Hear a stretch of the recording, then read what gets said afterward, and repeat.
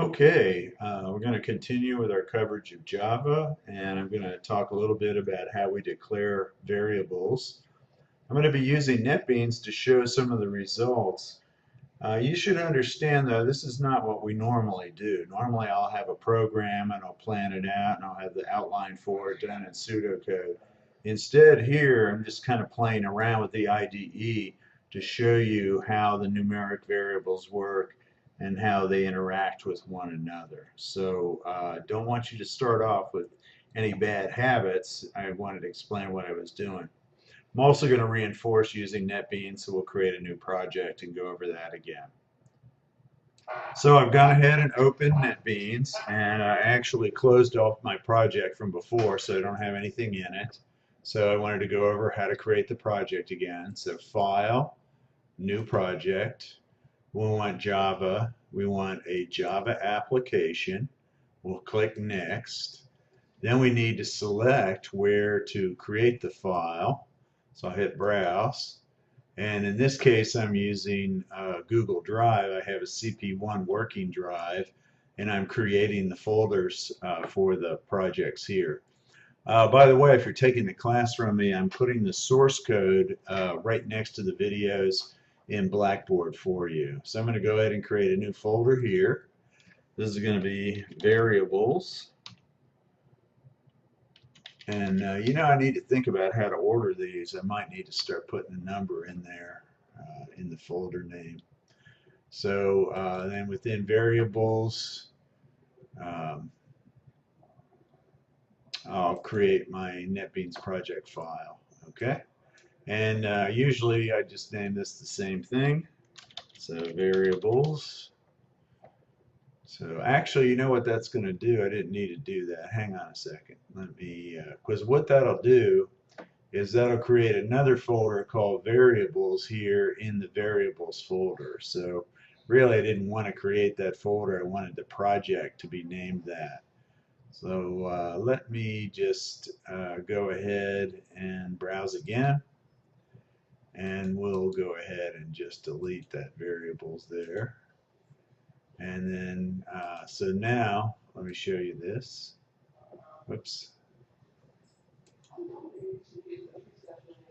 Let's go back up to that, and then CP1 working. Okay, so open. So again, CP1 working, this will create a folder called variables there. I didn't really need to have a folder called variables with another folder called variables in it. So that's the difference. Okay. All right, again, you don't need a main class. Make sure this is unconnected, and we don't need that either. So I'll go ahead and hit finish. That'll create my project. And so now within my project, I'll go back over to source packages. I'll expand this, and I'll create a folder in the default package. This will be a new Java main class. Again, if that's not showing here, I'll go on down to Other, pick Java here. This shows all the possible Java elements, and there's the Java main class there. What happens though, after I get that the first time, NetBeans will show it in the menu for me, so it adapts the menu. Now I have to give my class a name, and this will be the name of the class, and that'll be a Java file. So variables is the name, and that'll be variables.java. Again, notice the warning here. It says you should create a class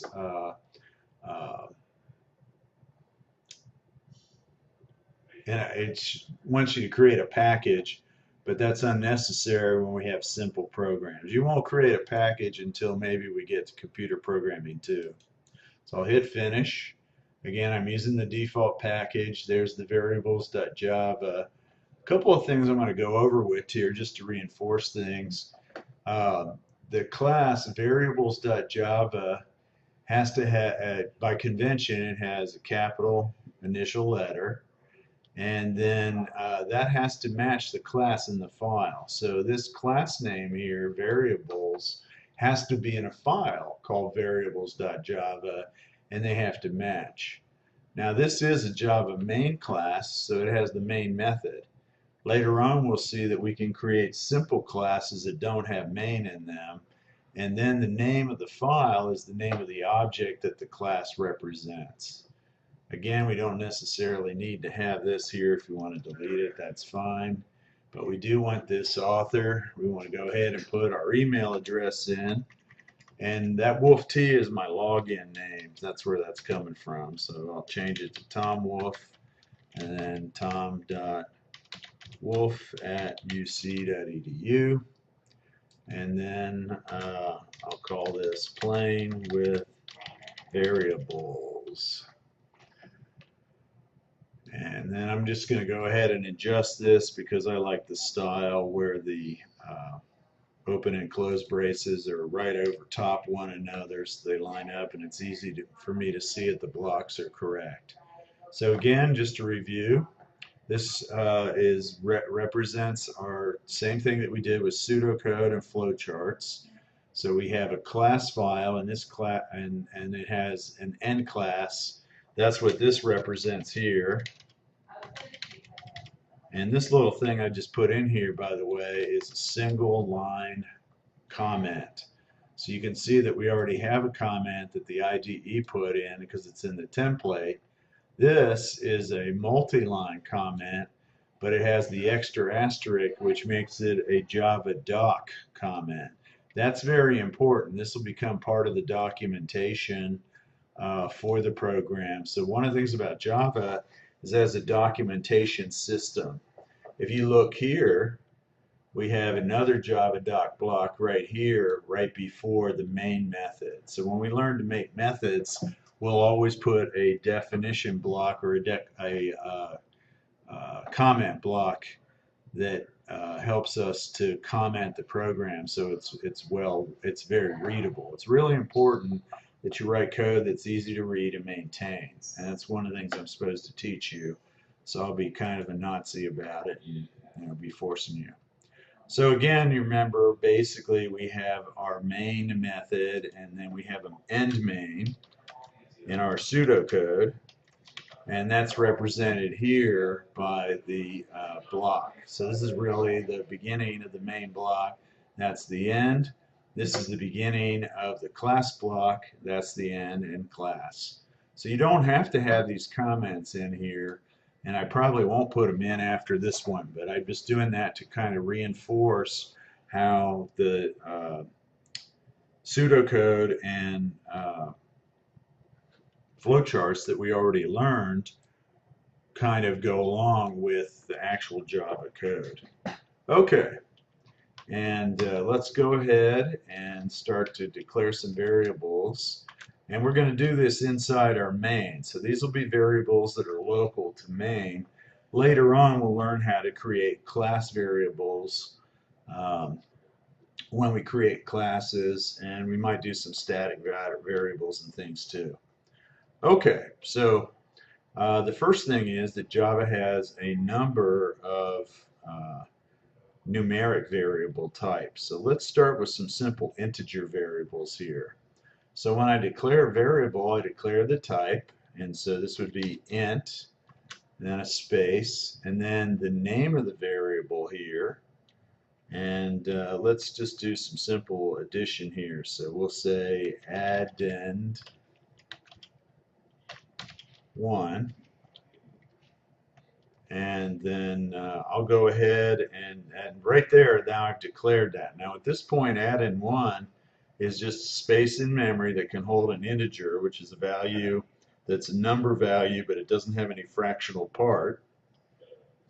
And it won't, right now it doesn't have any value because I didn't set it. And so let me go ahead and create another variable here, int addend 2, and that's also an integer. And these names basically should be camel case. They start with lowercase. If there's an additional word, it's uppercase. Here I don't have that.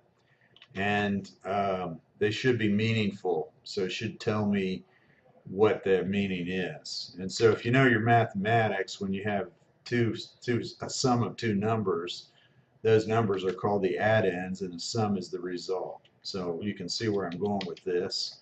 I've declared my add-in 1, my add-in 2, my sum. Now right now those variables don't have any value. They're not initialized, so they're simply declared. So what I'm telling the compiler to do is set aside a place in memory to hold a value of size n and type int, and then I'm going to refer to that space in memory with this name. So add in 1. And then I do the same thing and I create 2 more. So I have 3 variables, add in 1, add in 2, and sum.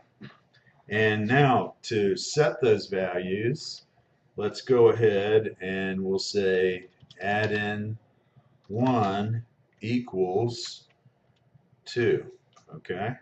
So that means that add in 1 now has the value of 2, and when that code runs, it'll store the value of 2 in that location in memory. Okay? You can think of the variables as little boxes, and basically what I did up here is I gave the box a name, but I didn't put anything in it. Now I went back to that box that I named add in 1 and I put a 2 in it. So that value for that variable is 2, or we could say that location in memory has 2 in it. Okay? Now when I go ahead and set this, now I'll set add in 2 equals add in 1. And of course, because the value of add in 1 is 2, then the value in add in 2 is also 2. And that's a one-time thing. So if I change the value of add in 1 later, it won't change add in 2. Okay? So one of the reasons I'm doing this is just to show you different patterns for how we can set variables. Okay, you can see where I want to go. I want to basically say the sum is equal to add in 1 plus add in 2. And notice I made a mistake here, and when I was typing the name of the variable, that's what that underline is, and NetBeans gives me this little error thing. So if I click over here, it'll say semicolon expected, so statement has to end with a semicolon, so I'll fix that. And then now it's just showing the add in 1 says cannot find symbol. The reason it can't find the symbol is I didn't declare that, and in reality you can see that what happened was I typoed it. So if I fix that, now the code is fine and there's no problem. Okay? So now basically this will go ahead and run, but it won't show anything. It'll just go ahead and put the sum of add in 1 and 2 into a variable called sum. So what we want to do is we want to display this. And so you might remember from the last video that we used the system out print line for that, okay? Well, it turns out in NetBeans there's a shortcut, and let's see, what is that? System out print line. It's Control SOP, I think. Nope, I got it wrong. All right. I have to figure that out real quick here. Let's see.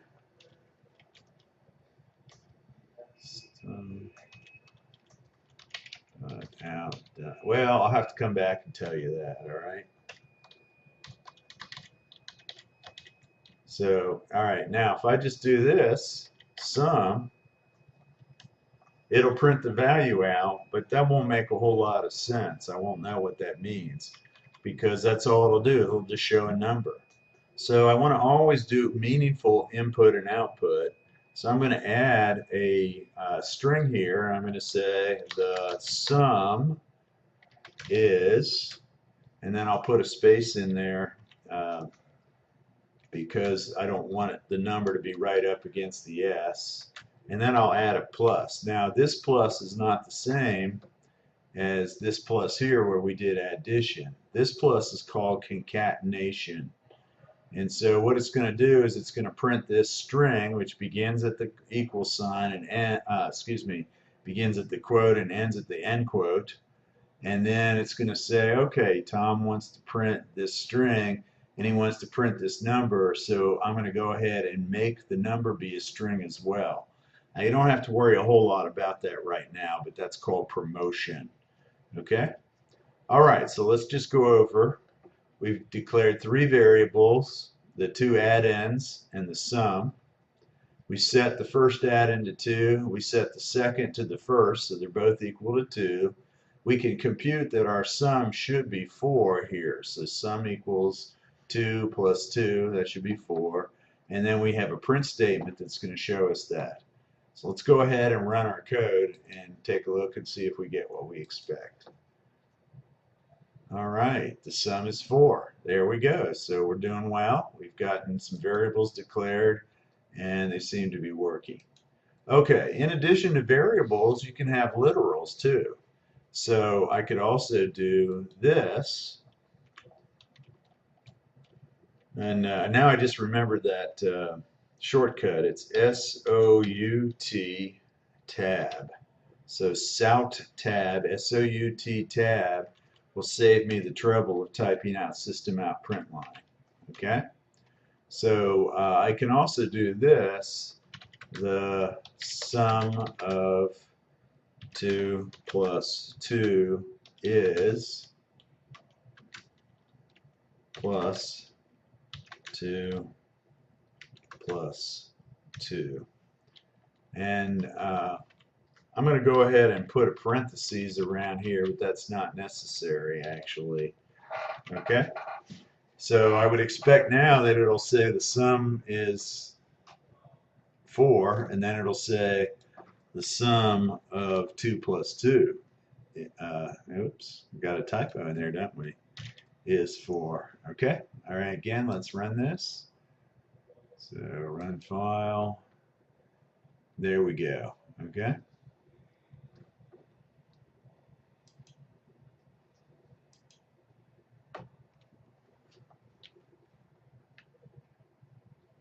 So you can see here that I just use these as literals, right? Again, just to make this a little simpler, let's do this. SOUT tab, SOUT, and then I'm going to get rid of the quotes because I'm not doing a string. 2 plus 2, and that'll also print out 4. So let's run that again real quickly. Run file. So now you see the sum is 4, the sum of 2 plus 2 is 4, 4. So you can just print an expression out like that, and you can kind of use it as a sort of calculator. It's not particularly handy though, because you have to write the program code and then run it. But if I had a really elaborate expression, which we'll get to here in a minute, that would be useful. I could do that. Okay? So what we want to explore now is what kinds of operators we have in Java. And you've seen already that we have the plus, so you can probably expect that we're going to have the minus too. And I'm going to start, just to save time, copying myself. So I use the Control-C to copy and Control-V to paste. And now I'm going to do 2 minus 2. So we'll go ahead and print that out. And notice every time I run the program, it runs all the code from the top down. So it creates the 3 variables, rolls through, adds the sum up, and then prints the thing. So now I'm going to have 1, 2, 3 prints. So I just changed the 4th. I'm sorry, I changed the last one, so I didn't create a new one. Okay, that's why I have 3 still. All right, and there we go. We see that that's 0. And let me go ahead and just remove these statements here, so we only have 1. And yeah, let's do that. Okay. So we did declare variables, but right now I'm just showing you how to use literal values. So literal value in code is like this 2 here, or either of these 2's here. And it just represents the value 2. It doesn't have a name, and it's not in memory the way a variable is. Okay? So again, we did the plus, we did the minus. We can do multiplication.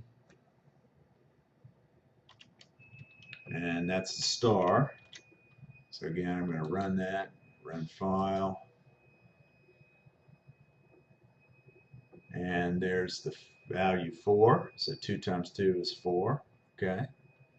And also, since I know that sum is equal to 4, I could go ahead and print out the value of sum times sum, or even sum times 2. So let's try that. So Sum times 2, this is 4 times 2, so that should be 8.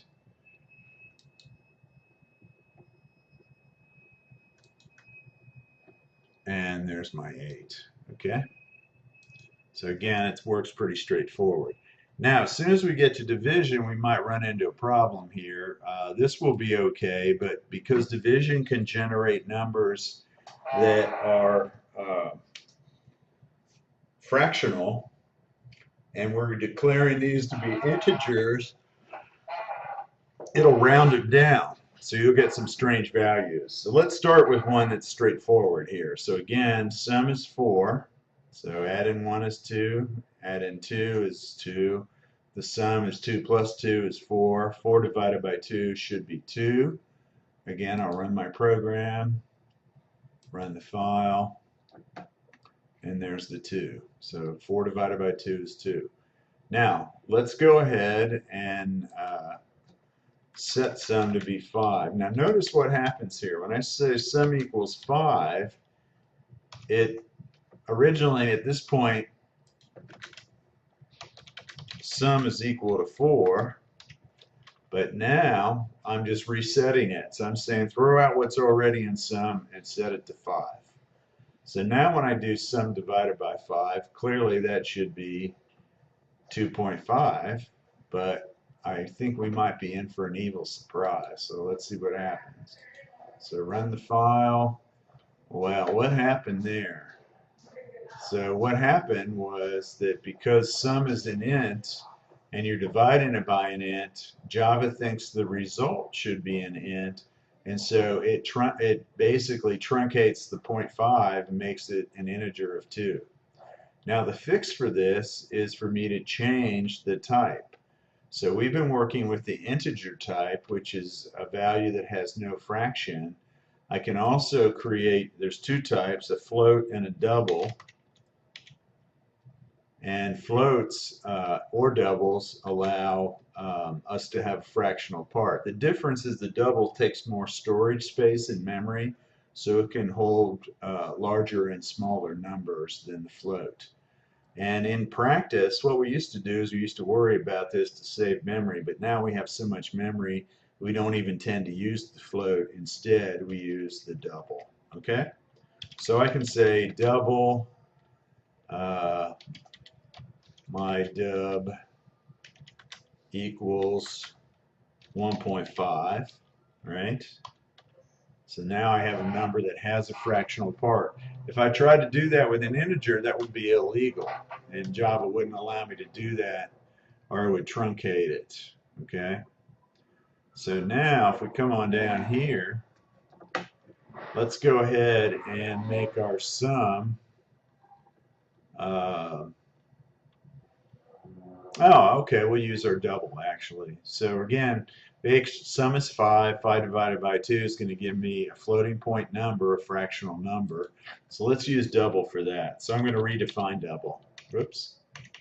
So my double equals sum divided by 2.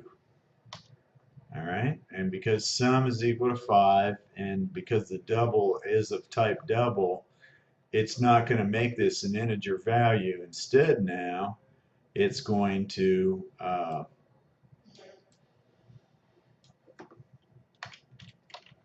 let it be a double value. So again, I'll save, Control S, pop on over here and run the file. And now you see I have 2.0. Okay? There's actually another way to do this too. So let's go back to what we had before, where I actually have sum divided by 2. Now, because both of those are integer and I'm not assigning it as a value to a variable, which has been declared as double, it'll go ahead and do as before and make it an integer output. So I'll just right click, run the file, and it's 2. So I know that's a problem. Obviously, this is only a problem for division because the other operators, when I'm working with integers, can only give me integer results, right? So if I add two integers, I can only get an integer. If If I subtract two integers, I can only get an integer. If I multiply an integer, I can only get an integer. So let's do something else. Instead of 2, let's make this a literal. Again, it's a double or float value, but it's a literal. And that's a value that shows that it's actually got a floating point. So this tells Java that I'm combining an integer and dividing it by a floating point number. And one of the things that Java won't do is it won't reduce the information. So because I specify by simply adding the point 0 here, and I want this to be float, the result will be in float too. So let's go ahead and run this. And now you can see that I had the correct 2.5. So again, sum is 5. 5 divided by 2 should be 2.5. And here when I print it as literals, it also prints as 2.5 because I've specified this precision. So we talk about this as precision. So an integer has no floating point value. A double or a float is more precise and has a fractional value. And the rule is that Java will not reduce the precision. So if one of these operands is in float or double, then the answer will be float or double, not an integer. But if they're both an integer, then I can get that integer value where it takes a value that has a fraction and kind of incorrectly says that it doesn't. Okay, so let's see. We did plus, minus, multiplication, and division. Yeah, okay, I guess I should show you the other one too then. So we have this thing called modulo. Let's see if Tom remembers how this works. So I think that's percent, yeah. So if we do this, let me just copy, and now write a new one. So Sout tab, system out print line. And then modulo is the percent sign, but what it is it's the remainder. So if we look at this, if I say 5, whoops, there we go, 5 modulo 2, that means give me the remainder of 5 divided by 2.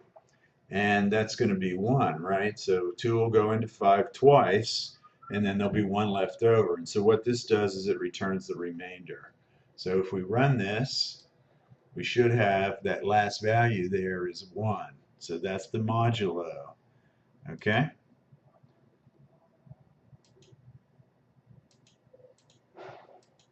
Having some trouble closing my window here. All right, let's do one more here. So how about 3? So 5 modulo 3, that should give us a value of 2 left over, right?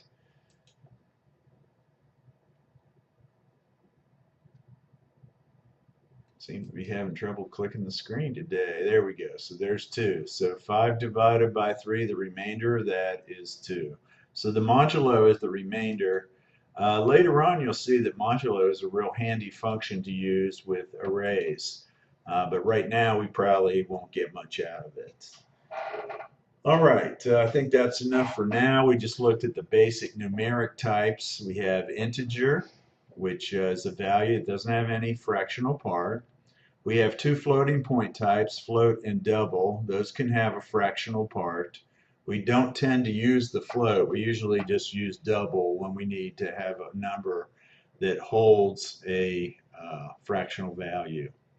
We saw that Java is real picky about the types. So when I use these basic operations, if both my operands are integers, then Java will make the result an integer, even if it's kind of incorrect. So it'll lose the fractional part.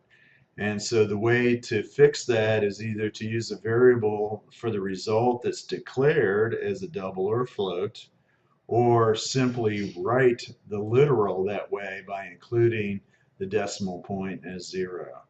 So it does turn out that in this case, the sum divided by 2 is different from the sum divided by 2.0. And when you put the 2.0 in, you're telling Java to use the floating point value and not strip off that fractional part. Okay, I think that's good for our next video.